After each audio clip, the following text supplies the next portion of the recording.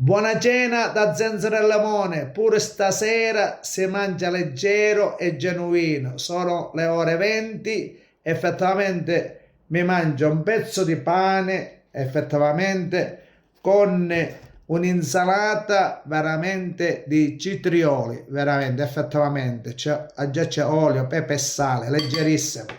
Dopo, mora la favola, qui c'è un buchino, mettiamo diciamo tutto qui dentro che effettivamente facciamo pane cunzato direttamente, mettiamo tutti i citrioli qui dentro come se fosse diciamo un panino imbottito.